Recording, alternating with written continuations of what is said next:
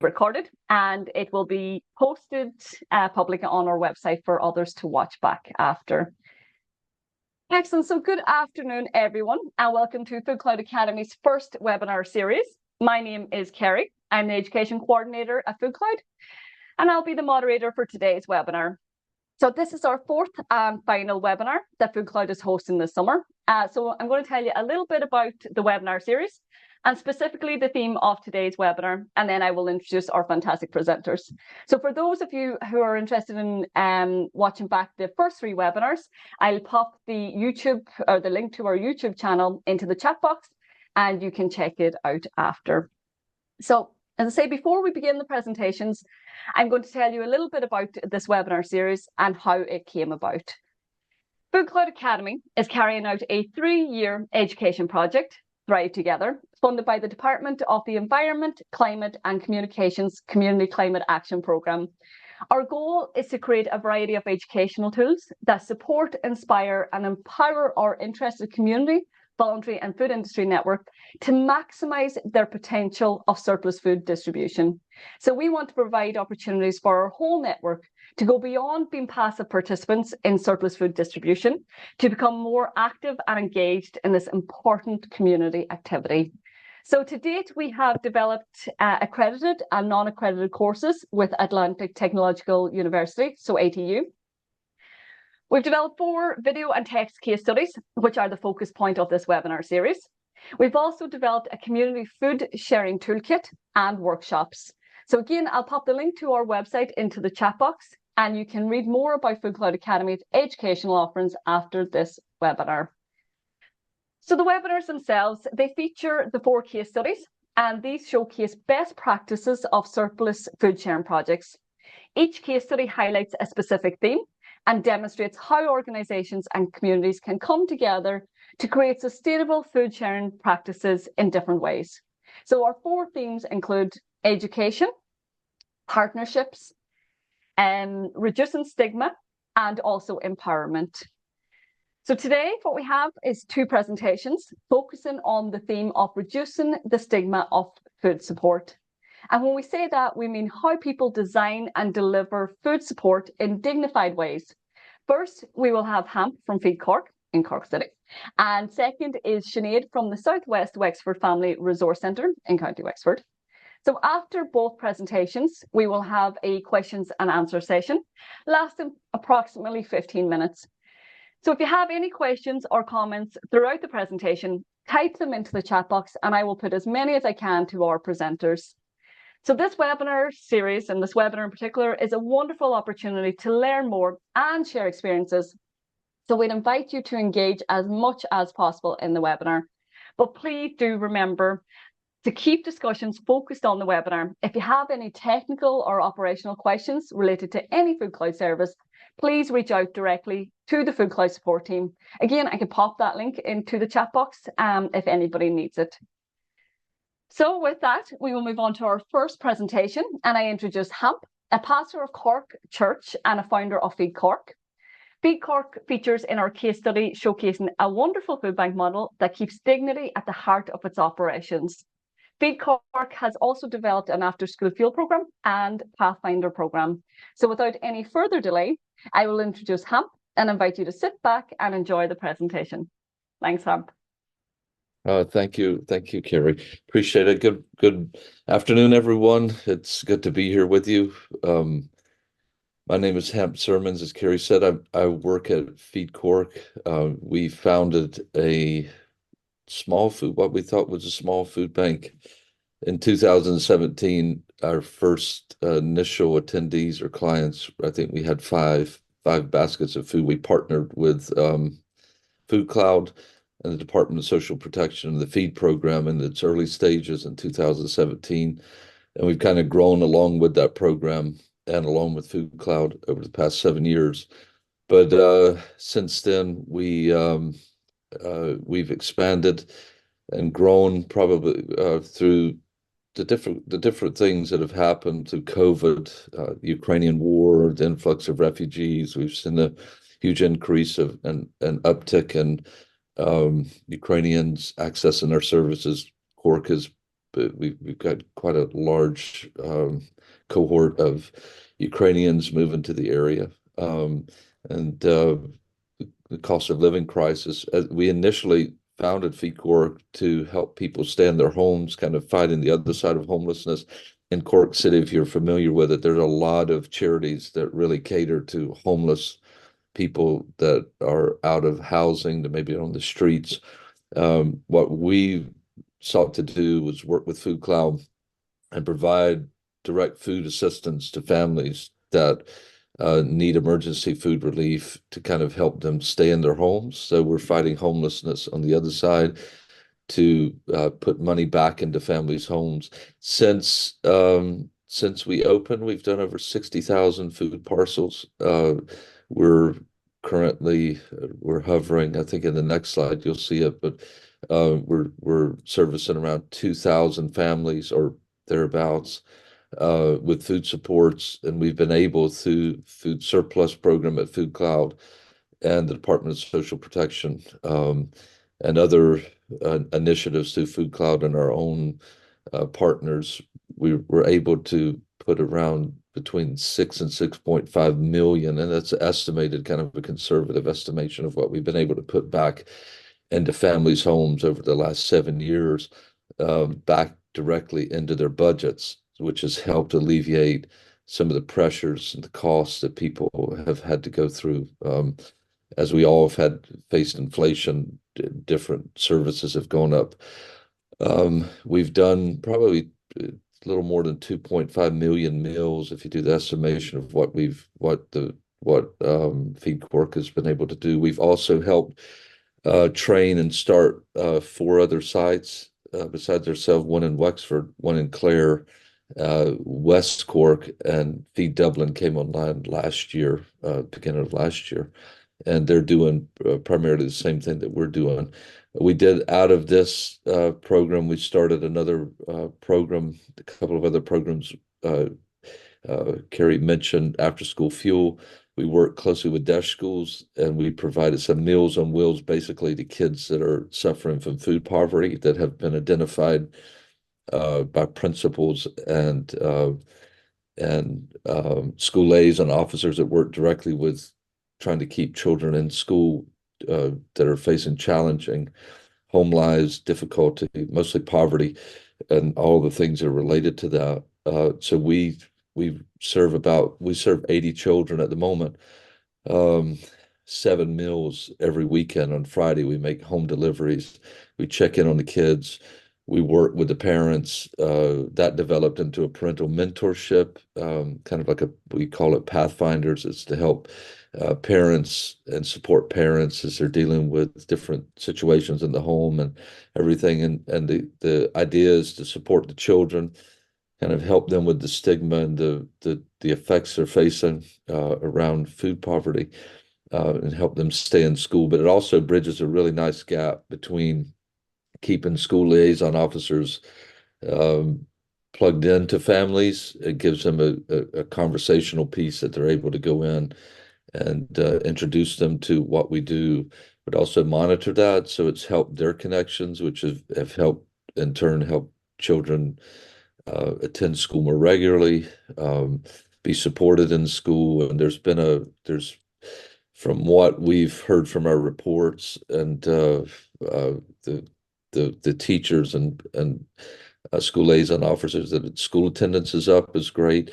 School participation is up with kids that are in the program because the parents are getting more support, and it's actually helping their budgets on the weekend. So there's a local impact of what that's kind of where we're at the moment. We launched our first take at a, a community market, a social supermarket. We've been moving that direction.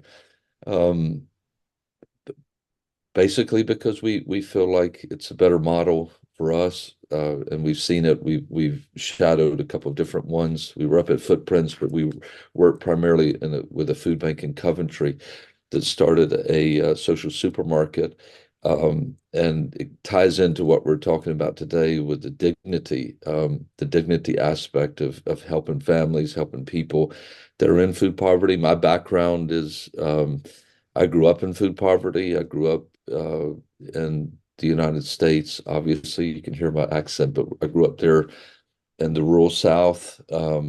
Very little social welfare support. It was very difficult. A single mother who fell into addiction through a workplace accident, no fault of her own, overprescribed by doctors, which they used to do quite often in the 80s. And that sent our family into a poverty cycle and spiral. It affected our education and it affected a lot of different things in our lives. So this is very something that's very near and dear to my heart, is reaching those families that wouldn't necessarily feel comfortable going and receiving help, and lifting the stigma off of that. So what we started to do at Feed Court from the very beginning, this is one of our core values. You can go into the next slide if you want to, Carrie. Is we felt sorry, it's the next one after that, I think. That's just kind of a taste of what it looks like. Um, so we really made it person-centered and what now is very common called trauma informed. Everybody that works with people in food poverty know there's a high level, a high percentage of people that have adverse either childhood experiences or adult experiences. They're suffering with many of them undiagnosed PTSD, childhood PTSD, coming in, trying to cope, very dysregulated. Uh, so all of the behaviors that surround that can just be erratic. They can be dismissive, difficult to deal with. So what we try to do, and I think it goes along very much so what we're talking about is dignity, is trying to treat people more than just a statistic or a number, but really to be guided by that core value of this is a person, this is more than a number. They bring with them a life experience. I don't know what that life experience is. Some people we do have the opportunity to learn. We do have a cafe that's attached to our food bank and our social supermarket that we have a care team that sit and chat with people, talk with people, listen to people, mostly listen to people, and support people. And that's a big part of what we do. So they come into a free cafe, there's a listening ear, there's a warm welcome. And so from the very beginning, from when people come through our doors until the very end, it's been at our heart. And we designed the program or the service in such a way that people, we say that they've seen at least 15 smiles when they come in and when by the time that they leave. And we make an attempt to be very approachable and warm. So it's part of our core value that when people come in, there's no stigma, there's no judgment. We don't care if you're from a traveler background or Roma background. Every person uh, deserves a dignified response to them accessing a service like our own. And we built that in very early on that we're not even allowed to ask and to begin to probe and put judgment on people to why they're accessing or do they need it or we do assessments, but as far as like our approach to people has been, if you come into us, you must need help. Very few people would come to a food bank like ours and abuse it. I think the statistic is it's less than 5% of people that would attend what we're doing, something like what we're doing, the program we offer, would be taking advantage of it. So we've maintained that, and we've seen people. A lot of our volunteers now were people that came to us for help, and they felt like they were empowered. Many of them, and I've been released to kind of share some stories. Were suicidal. They came in, they chatted with someone, um, And Feed Corp became a lifeline to them. It got them out of a situation where they weren't doing anything. They felt hopeless. They started to come in and serve, and now they have a community of people. And we've had the fortunate problem of having too many volunteers at the moment, of people that come in that have been serving with us 5, 6 years. And they are really, really solid now, and in a very good place. And they decided to give back.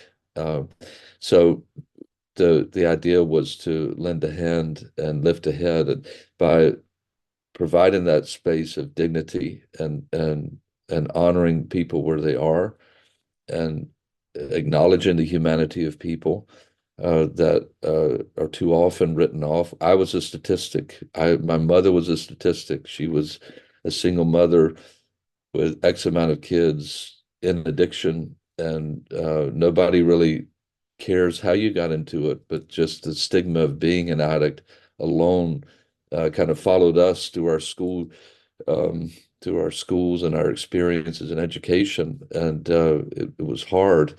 But so from that background, we take that approach of we're there not to disempower people by lending a hand, but to acknowledging their humanity and their need, lending a hand in a helpful way as to empower them. And I heard that the next webinar will be on empowerment, which I think is very important.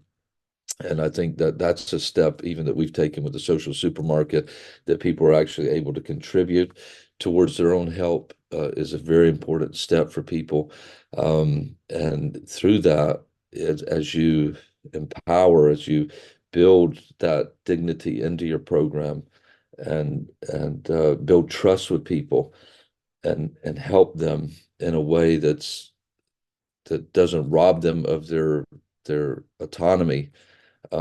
They're not seen as a statistic. They're recognized as a person, and they're helped as they come to you. It can build into them lasting change. And I think that is the way through and out of, for many people, is they just need to be recognized, someone to come alongside of them and start a journey with them towards change, because we don't want to be here. None of us want to be here doing this type of work. I hate it that we're successful. I do. In one sense, it's a double-edged sword, but I hate it that we have so many clients and we want to put ourselves out of the service. We don't want to be here. But while we're here, we don't want to do harm. We want to bring lasting change. This last year, and I'll close with this, we were fortunate to receive some initial funding from the Department of Social Protection, as they're seeing the need for more than just a handout, more than just giving someone something, money or food. They've actually, we joined a case study that has been quite successful in that they are now providing a caseworker for emergency food relief organizations that will actually journey kind of like a social worker to come alongside families and help them to discover ways and empower them to come out of food poverty and out of those situations of vulnerability. So and that's where lasting change begins, at the door, with acknowledging the humanity, having empathy, recognizing people as they come in, that there are most of the time dysregulated. We face that very often. People don't show up for appointments, or they do that, and that's all part of it. And not to blame, but to recognize and understand that's part of our work, and to offer the supports and remove any roadblock that would stand in the way for people receiving help and walking out with their head lifted. And if we've done that, if we've lifted their head and we've made them feel more human and more recognized and heard, we feel like we've done our job. Besides just meeting a physical need, we've actually made a human connection, and we've made it something that could be the beginning of lasting change. But I believe that's where it begins. So that's where we are, and that's what we do. And I'm very fortunate. And I want to thank Food Cloud for the help and support that they've given us through the years, because without them, we couldn't do what we do. And so I do. I'd say that on this, that we're very thankful for our partnership with Food Cloud. Thank you. Thank you, Hamp. Thank you for a fantastic presentation. Um, it was really, really powerful to hear those stories and to hear the impact. Thank you so much for sharing. Okay, so we will move on to our second presentation, and I will introduce Sinead from the Southwest Wexford Family Resource Centre. They offer many supports to individuals and families, and today Sinead will talk about the food bank and the growing need for this to tackle food poverty in the area. So again, I invite you to sit back and enjoy the presentation. Sinead, over to you. Hello, yeah, I'm Sinead from Southwest Wexford Family Resource Centre. I suppose it's the first slide there, Kerry. Yeah, next slide there, Brie, please. Sorry, thank you. Thanks. So like most family resource centres, we offer services from new infant babies all the way up to 101, whatever age you get to. Like as a family resource centre, we would have something for all age groups. So my role is I manage all family support services in the centre. So that could be, anything parent toddler, one-to-one, adult counselling, adolescent counselling, children workshops, parent workshops, kind of anything that comes under a family scope would be me. And when I first came here, um, the Family Resource Centre were offering food parcels to families, and maybe about 10 or 12. And the food parcels, they were linked in with Food Club, but through the supermarket, so collecting from Aldi and other shops who were signed up with Food Cloud. And the parcels were very small, but also it just didn't sit right with me that we were picking food for families. We didn't know tolerances, we didn't know anything about that family, and we were just kind of, it felt already like we were already stigmatizing what we choose, what a family eats. So it just was the first thing I was like, oh, I don't like this. So um we then, so as well as part of my role, the main thing is that we're trying to get families and kids linked into services. Like that's the whole thing, we want kids and families to thrive. And 90% of children are actually dehydrated all the time. I was at a seminar the other day about nutrition and health, and there was loads of statistics done on family or on children going to school, and the nutrition is down, and they're not eating enough stuff that's giving them iron, so their concentration is down in school. Everything is kind of coming back to nutrition and how much they're drinking. So um yeah, so just looking at the food parcels, like, well, that is not hitting it. So from that, we kind of looked at building that into a food bank.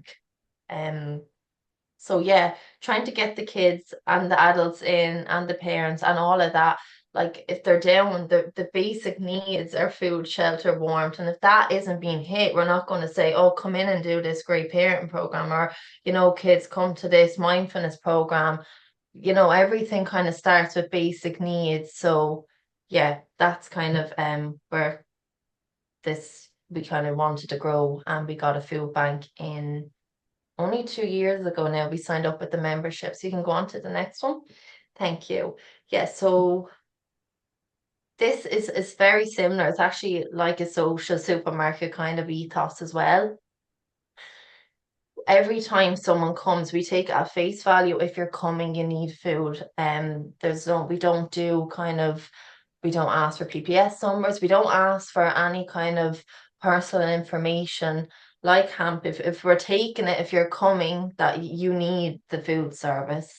And often we used to get asked in the community, oh, everyone's going to take advantage of that. I would hear, and we were trying to get kind of funding for our food bank. I obviously went to a lot of businesses, a lot of kind of well-known places in the area, and I was like, oh, sure, there'll be no one there, only this people are there. No one, there's no food poverty in our area. There's none of this, there's none of that. And honestly, like, it just astounded me how much stigma in my community and the community next door, and that there was around such a basic need. And like we would have, like, so after growing, and as well, it's the one service you don't want to see a lot of numbers to, but this is growing and growing. And actually our food bank social supermarket thing that we have now is not kind of it's not suitable because it is actually quite small for how much people we have coming.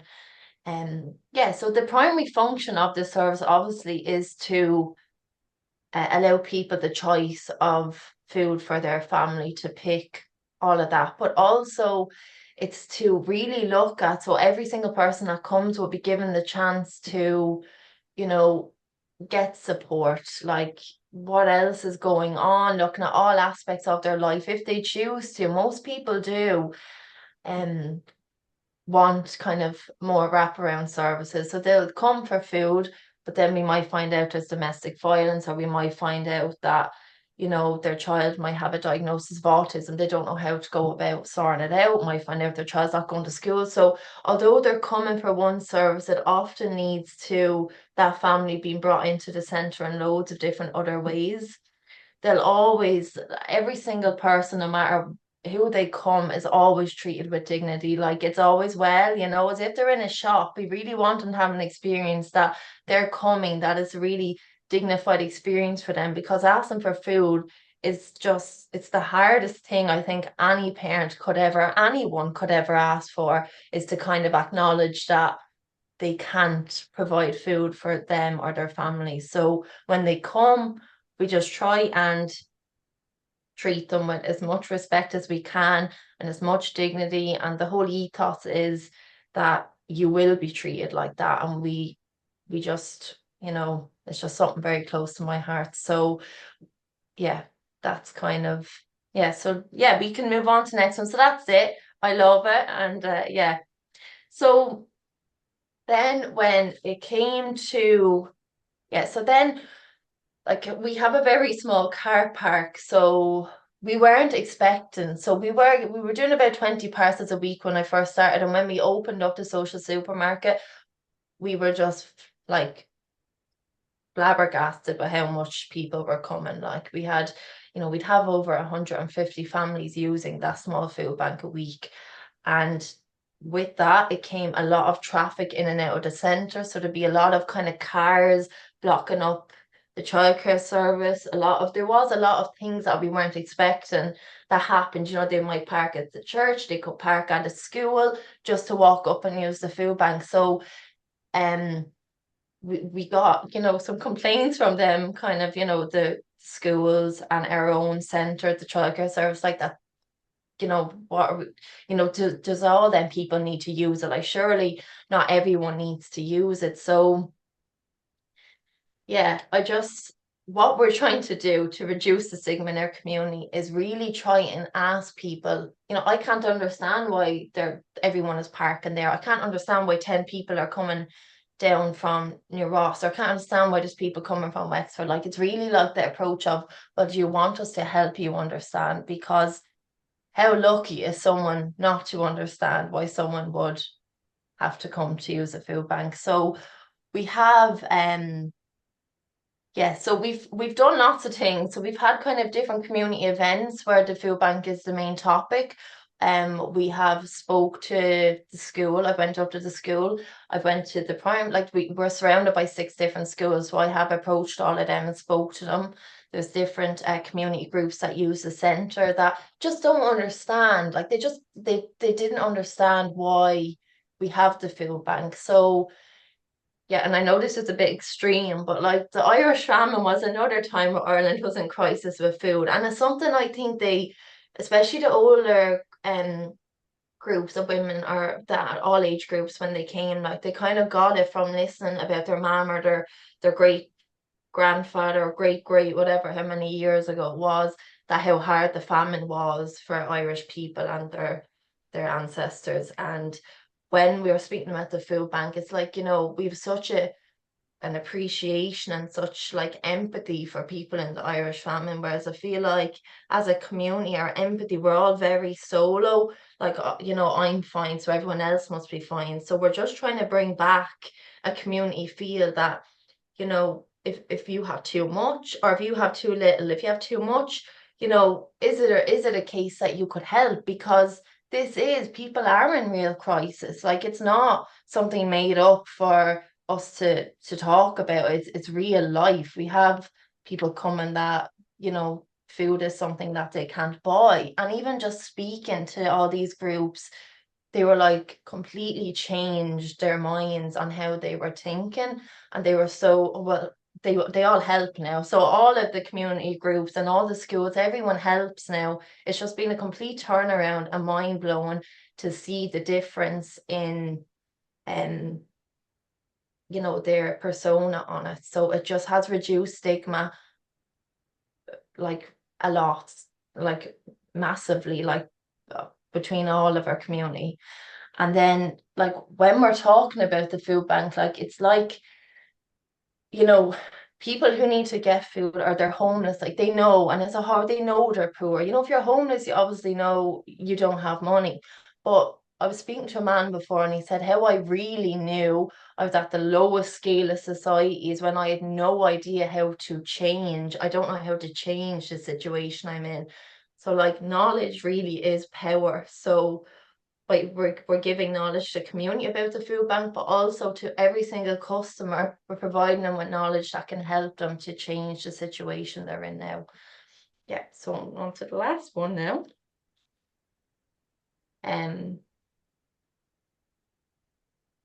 Yeah, so these are just different events that we've done. So we have local businesses who have done like a Come Dine With Me series to donate to the food bank. All the school has just been so helpful. I have so much pictures, but I don't show the kids' faces. So I just didn't want to put a load up of cropped faces. But yeah, and then this was an event we done with kind of businesses, stakeholder stuff in the area about the food bank. And then also this is just a lovely picture of like we do family cookery programs as part of the food bank and loads of information programs. So there does be like allotments, there does be cooking, there does be nutrition, like it's all very linked in. The food bank is completely linked into every service.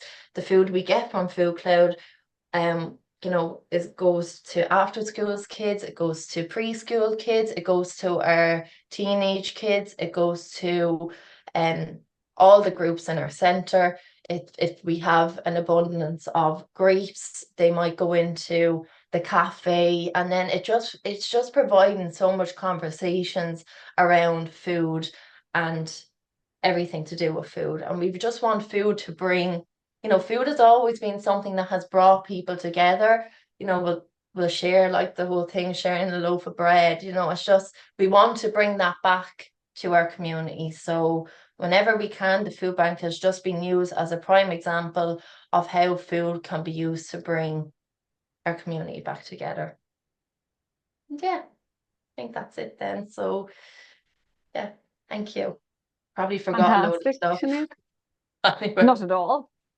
It was fantastic. Thank you so much. Again, another really moving presentation. So thank you so much for sharing those stories with us and about the food bank. It's amazing. I can't wait to get to the questions and answers section, guys. So that's exactly what I'll do.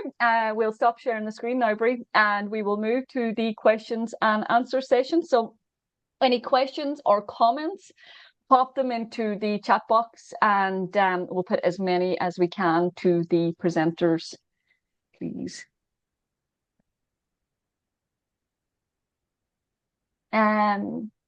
I suppose the first one is from Angela, and she asked, do the speakers feel the stigma is being reduced for the people using their services?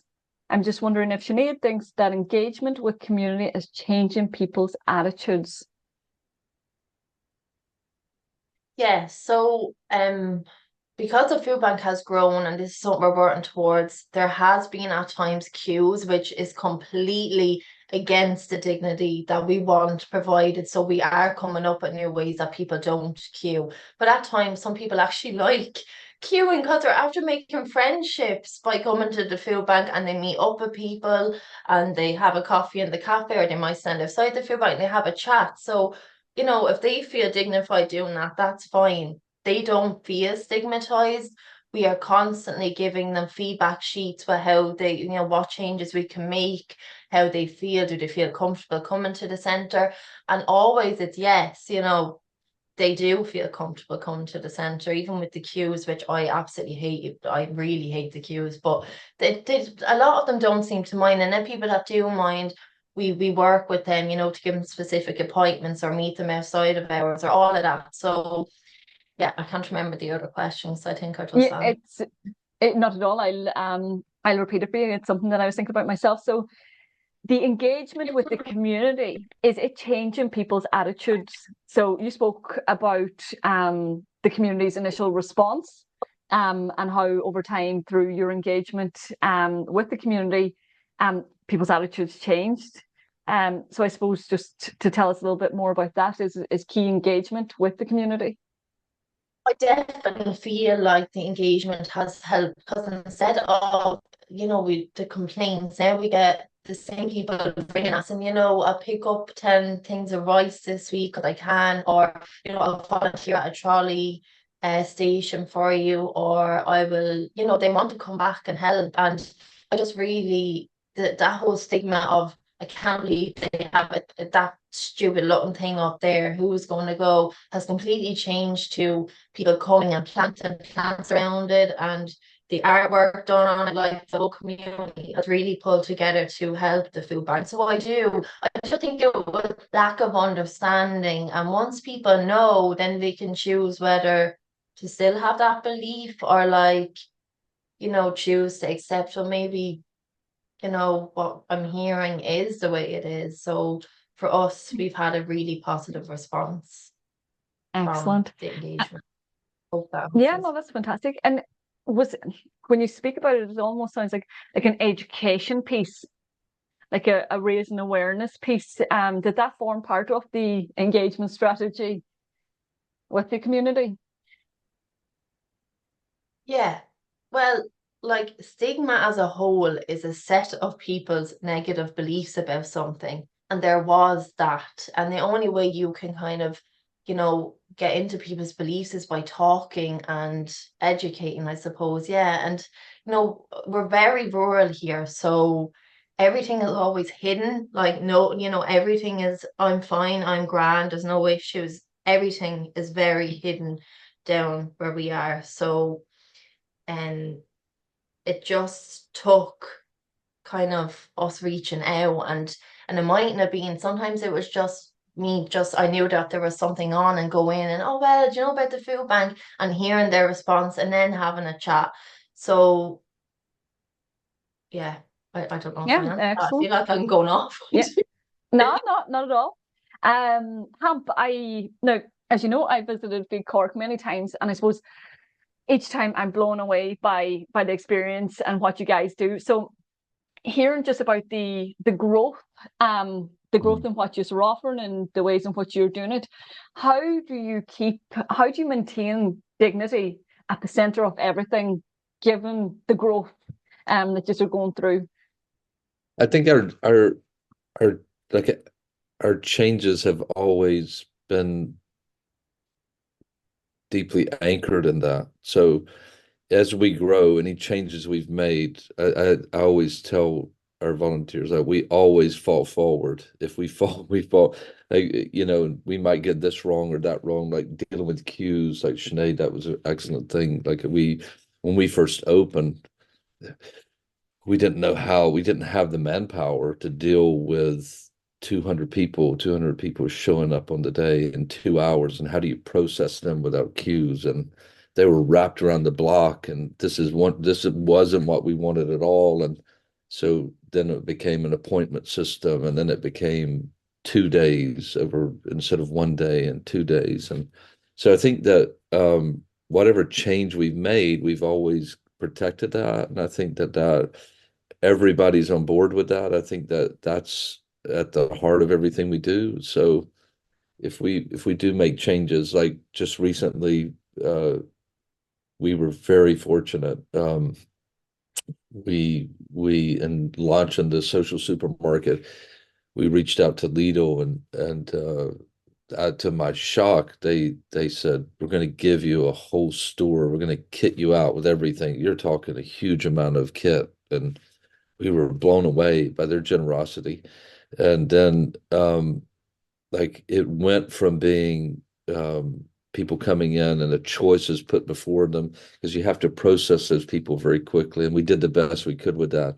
Till now, it's a proper people go around with a trolley and they're choosing off of shelves that have been donated from Lidl.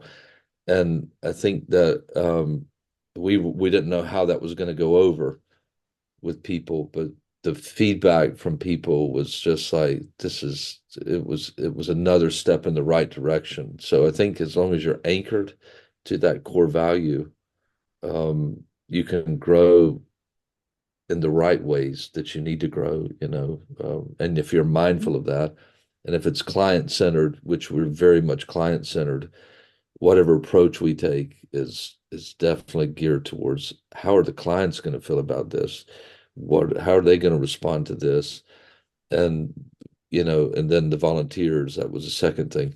But bringing that team on that journey, it's very important. And I think that, and I'll stop with this because I can talk about teamwork uh, all day because I've got such a great team of people. But one way is that we keep a close connection with our team. Like we probably have 25 volunteers showing up to make the day happen each day. And then they're on a rota and a schedule, and then another crew comes in to replace them. But we always have a team meeting, which we call golden time, which I call golden time.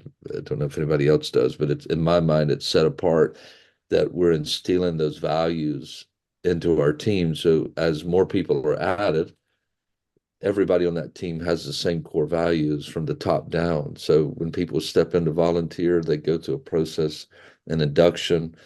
They're explained these are our core values. And as long as those values are right, I think that whatever practices you put in place will reflect all of that. So that's in a simple way, that's what we try to do is stay more to those values, and the decisions we make will be the right ones, I hope. Yeah, yeah, excellent. And I suppose that touches on something that I was going to mention is um volunteer, and you guys have been so successful with getting volunteers and repeat Hmm. volunteers and so on. So does that go back to that anchoring of the message and developing that community of people, as you put it, that everybody is part of that community, whether you're coming to the food bank to get food, or if you're coming to volunteer, or if Yeah. you're one of the team, whatever it may be, but you're all part of that community. Is do you think that I, obviously is one of the drivers behind how I successful do. I you've think that been getting atmosphere, but I volunteers? have to say, Cork is like my experience is completely different than Sinead's. Like we're in the city center. We have penny dinners here, Simon. We're surrounded by some really good charities that are doing great work. And the generosity level towards fighting homelessness or whatever in Cork is outstanding. And the people here are very generous. I do have to deal at times with those tough questions like Sinead said, well, sure, they have social welfare and sure we pay taxes for that and nobody should be coming to food. You have a few people like that, but we've been blown away by generosity. And with that, a willingness to volunteer. There's such a volunteer. So we kind of fell into the right place, I think. And I don't know if I can't own the success of that at all. I think that we're in a good place for people in our community. They love to volunteer. They're very proactive that way, and they're very charitable. So I think there was a good recipe there, and falling into a charity with a good ethos just helps build on that, what's already there. Yeah, yeah, excellent. Sinead, I'll come back to you for a second. I suppose I'm wondering about the response to when you at the beginning of your presentation you spoke about the change in the model from pre-selecting food for families and how important it was for you that they had choice, because that really kind of underpinned the idea of dignity. What was the response to that change in the model? From the customers or the community? Yeah, yeah. The From customers, the people, yeah, yeah, they were coming, yeah.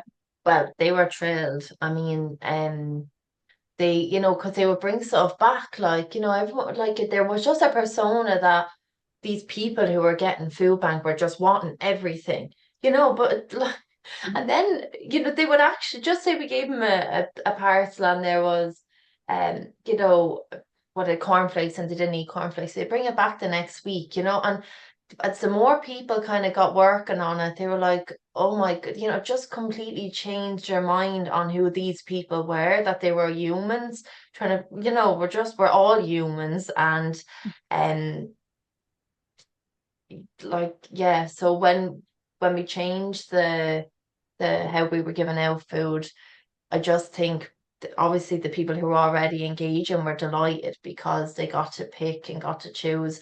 And then the only thing is that there was more people using it. So that was, Mm. you know, an issue for many of the existing families because they never had to do that.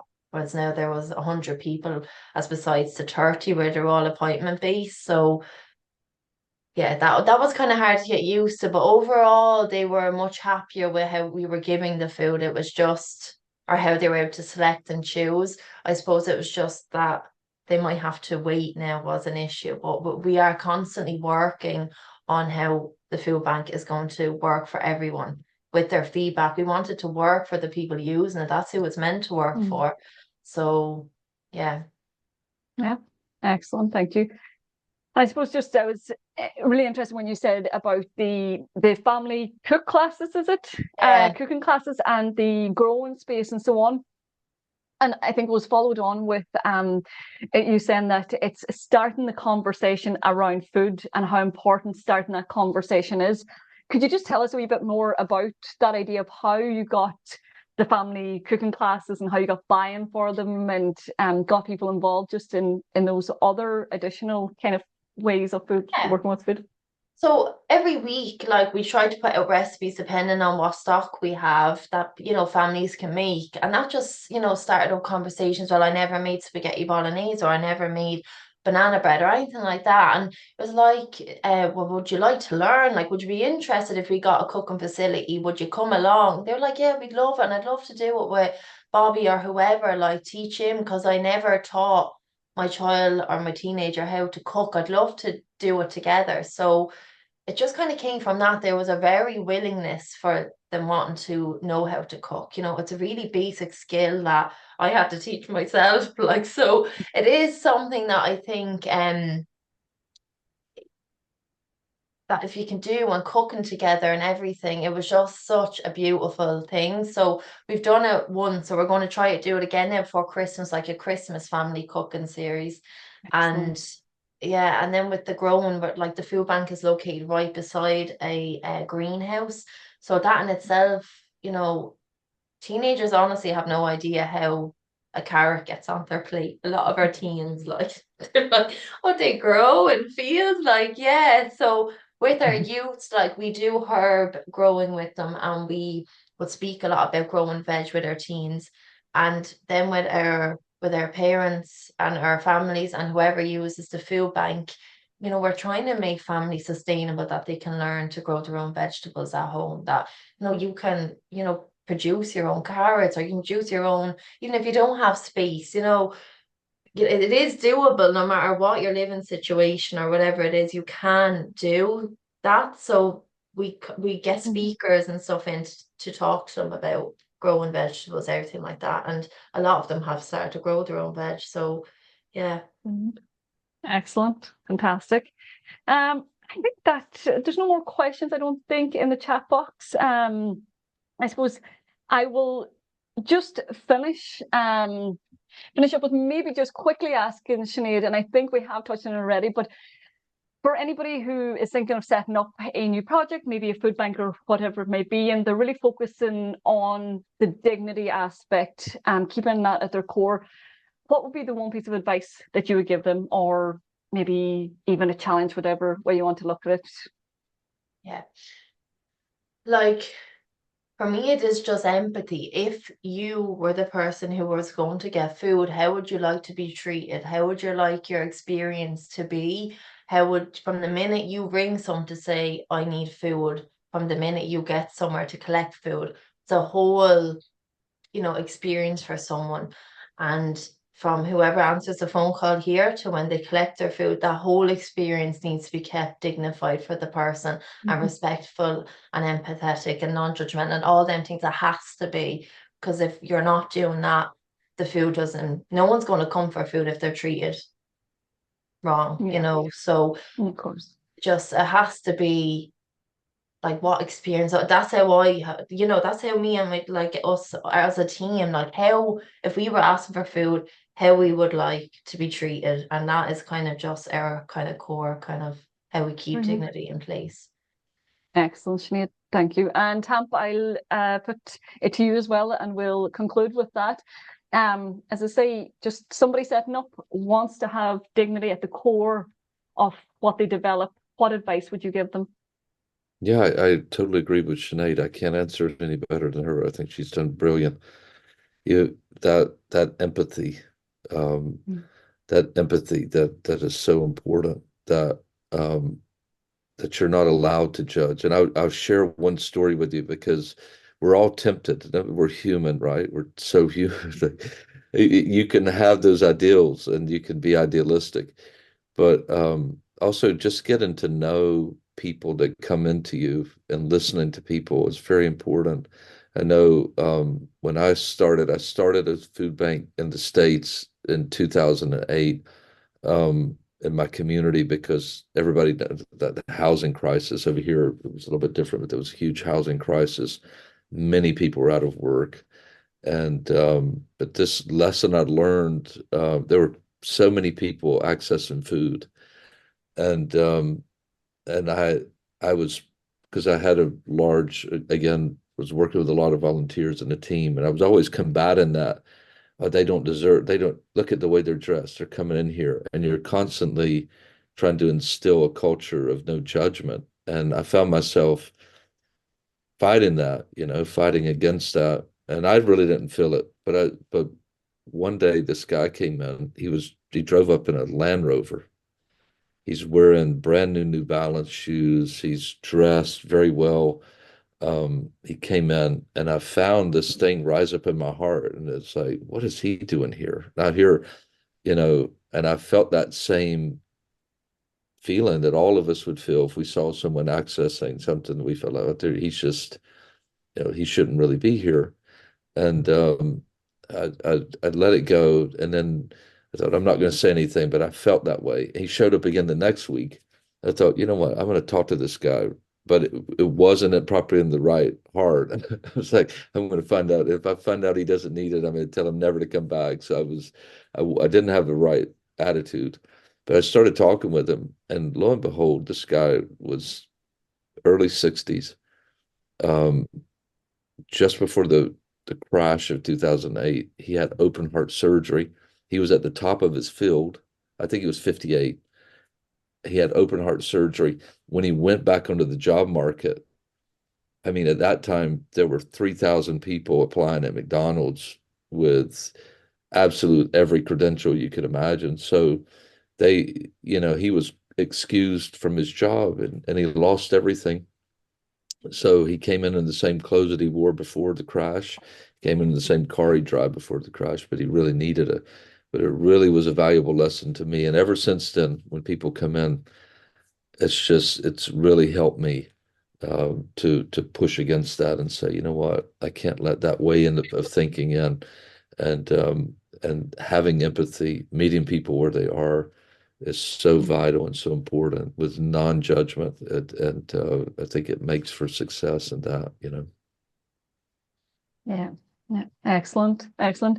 Sinead and Hamp, thank you so, so much for those presentations. They were really powerful. They were fantastic. So thank you for those. This is our final webinar, and we will bring it to a close. We will.